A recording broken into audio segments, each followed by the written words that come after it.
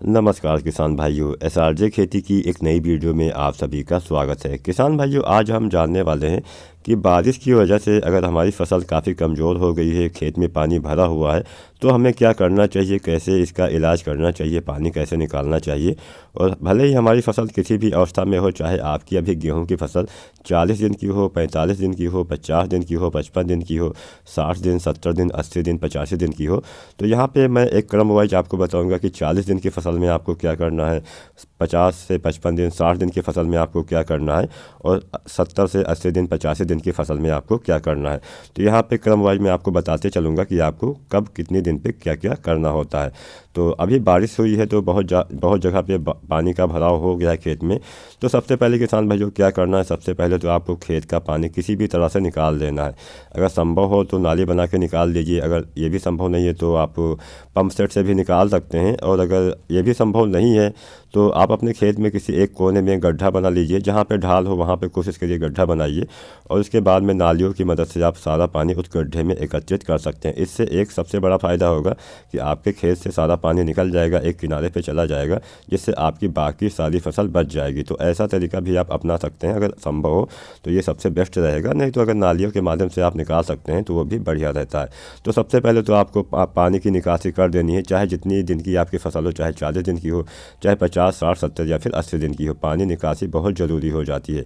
इसके बाद में आप देखेंगे कि आपके खेत में पानी निकासी के बाद में भी 8 से 10 दिन तक बहुत ज़्यादा नमी रहती है, जिससे फसल में पीलापन आ जाता है, पौधा एकदम से कमज़ोर हो जाता है, पौधा बढ़वार रोक देता है, पौधे में पीलापन रहता है, बहुत सारी बीमारियों का अटैक भी होने लगता है। तो सबसे पहले हमें इससे निपटना होगा, उसके बाद में हम जानते हैं क्या क्या आगे करना होता है। अभी कुछ दिन के बाद किसान भाइयों ऐसी समस्या नहीं रहेगी, ऐसे मतलब मौसम ख़राब नहीं रहेगा। अभी जो मौसम का पूर्वानुमान है उसके हिसाब से अगले कुछ दिनों में धूप अच्छे से निकलेगी, तब पानी अपने आप सूख जाएगा, लेकिन अभी तो आपको निकालना ही पड़ेगा। तो सबसे पहले हम यहाँ पे किसान भाइयों उन किसान भाइयों की बात करते हैं जिनकी गेहूं की फसल अभी 40 से लेकर 50 दिन के बीच की है। उन्हें क्या करना चाहिए, या फिर इससे भी कम दिन की है तो उन्हें क्या करना चाहिए, कैसा तरीका अपनाना चाहिए जिससे उनकी फसल भी अच्छी रहे, फसल भी बची रहे, पीलापन भी दूर हो जाए, फसल में नई जान आ जाए और उनमें अच्छे से बढ़वार भी होने लगे। तो जिनकी फसल 40 से 50 दिन या फिर 35 से 40-45 दिन की है, तो उनको सबसे पहले क्या करना है, कुछ खादों का यहाँ पे इस्तेमाल करना है। आप सभी को पता होगा जब खेत में पानी का भराव हो जाता है तो जो खादें हैं जो हम ज़मीन में देते हैं वो पौधा सही से ग्रहण नहीं कर पाता है, जड़ें एकदम से तनाव में चली जाती हैं, पानी की वजह से कुछ भी ग्रहण नहीं कर पाती हैं। तो सबसे पहले क्या करना है, यहाँ पे जो हम खादें यूज करने वाले हैं उनका हम मिट्टी में इस्तेमाल नहीं करेंगे, उनका हम पत्तों के ऊपर स्प्रे करेंगे, छिड़काव करेंगे। तो यहाँ पे 3 खादें आपको देनी पड़ेंगी। पहला यूरिया देना पड़ेगा, दूसरा जिंक और तीसरा सल्फर। यूरिया और जिंक और सल्फर को आपस में मिला के दिया जा सकता है, लेकिन हम छिड़काव करेंगे, स्प्रे करेंगे। तो अगर आपको हम जाने कितनी मात्रा में यूज करना है, तो जो यूरिया की मात्रा आपको रखनी है 2 किलोग्राम रखनी है, जो दानेदार यूरिया आती है उसकी 2 किलोग्राम मात्रा आपको रखनी है। सल्फर जो आता है उसकी 1 किलोग्राम मात्रा आपको रखनी है। और जो जिंक आता है, जो जिंक 21% वाला आता है उसकी आपको 500 ग्राम मात्रा रखनी है। और जो जिंक आता है जिलेटेड जिंक 12% वाला, अगर आप इसका इस्तेमाल करना चाहते हैं तो इसकी मात्रा आपको 100 ग्राम ही रखनी है। दोनों में से किसी एक जिंक का ही इस्तेमाल आपको करना है, चाहे 21% वाला या फिर चाहे 12% वाला। मेरे हिसाब से 12% वाला अगर आपको मिलता है तो बेहतर रहता है, अच्छे से काम करता है, तो इसका इस्तेमाल किसान भाई कर सकते हैं। तो यूरिया 2 kg ले लीजिए, सल्फर 1 kg और जो जिलेटेड जिंक है उसकी 100 ग्राम मात्रा आप ले लीजिए।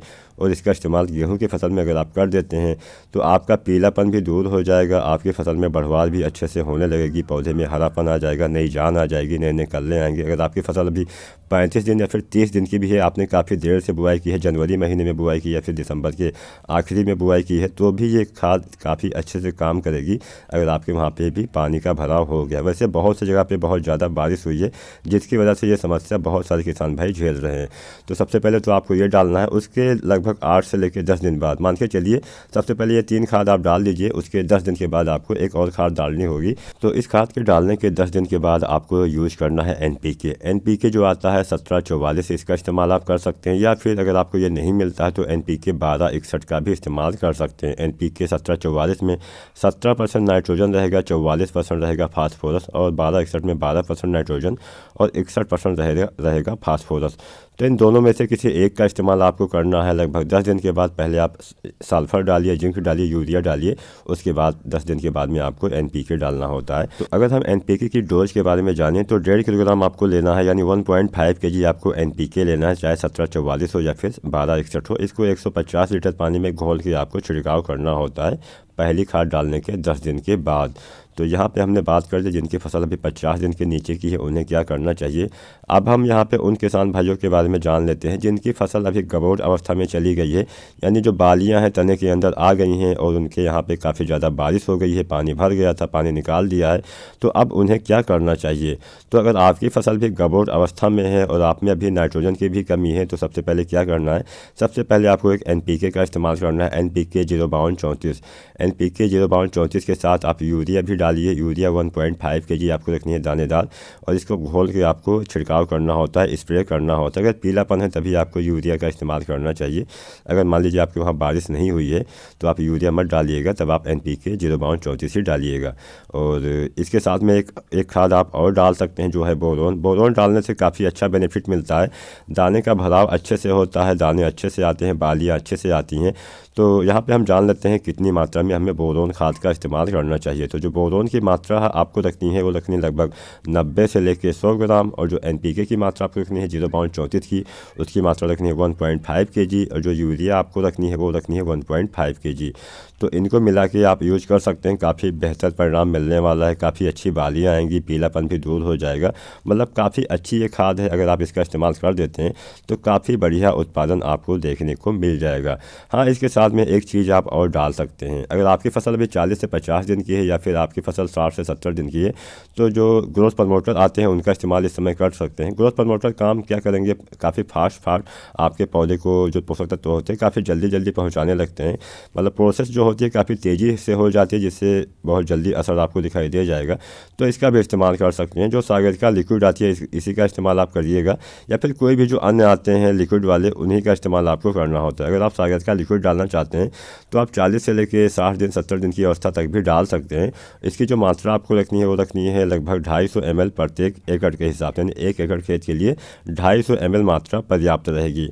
अब हम उन किसान भाइयों के बारे में जान लेते हैं जिनमें अभी बालियाँ निकल आई हैं लेकिन बारिश हो गई है, पीलापन अभी भी आ गया है, तो उन्हें क्या करना चाहिए। अगर आपके वहाँ बालियाँ निकल आई हैं, चाहे 2-4 बालियाँ, मतलब कुछ % बालियाँ निकल आई हैं, मान के चलिए 50% से ज़्यादा बालियाँ निकल आई हैं, तो आपको क्या करना चाहिए। तो उस कंडीशन में आपको क्या करना है, बालियाँ निकलने के बाद अगर पत्ते में पीलापन भी है तो आपको एक NPK आता है, NPK 13-045, इसका इस्तेमाल आपको कर देना है। अगर आप बालियाँ निकलने के बाद इसका इस्तेमाल करते हैं तो इससे पोटास की कमी भी दूर हो जाती है, साथ ही साथ नाइट्रोजन की कमी भी दूर हो जाती है। नाइट्रोजन की कमी अगर इस अवस्था में हो जाती है तो जो ऊपर वाली पत्ती होती है जिसको हम झंडा पत्ती बोलते हैं, फ्लैग लीफ बोलते हैं, अगर उसमें पीलापन आ जाता है तो सबसे बड़ी समस्या ये होती है कि पौधे को अच्छे से भोजन नहीं मिल पाता है। जो बालियों में जो दाने के ऊपर जो भोजन जाता है वो उसी वाली पत्ती से जो खाना बनता है वही जा पाता है, तो उसको आपको पीला नहीं होने देना है। तब आपको इसका इस्तेमाल कर लेना है, NPK 13-045 का इस्तेमाल कर लेना है। इसकी मात्रा भी आपको 1.5 kg रखनी है, यानी 1.5 किलोग्राम रखनी है प्रत्येक एकड़ के हिसाब से, और 150 लीटर पानी में घोल के आपको इसका इस्तेमाल करना होता है। तो यहाँ पे जो भी हमने खादें बताई है इसकी इतनी ही मात्रा आपको डालनी है। ज़्यादा मात्रा डालेंगे तो नुकसान हो जाएगा, हो सकता है पत्ते आपके जल भी जाएँ, दाने में धब्बे भी आ जाएँ, तो इस बात का आपको ध्यान रखना है। अगर चैनल पर नए हैं तो सब्सक्राइब भी कर लीजिएगा। अगर आपका कोई भी सवाल हो नीचे आप कमेंट के माध्यम से पूछ सकते हैं, मैं सारे सवालों का रिप्लाई ज़रूर करूँगा।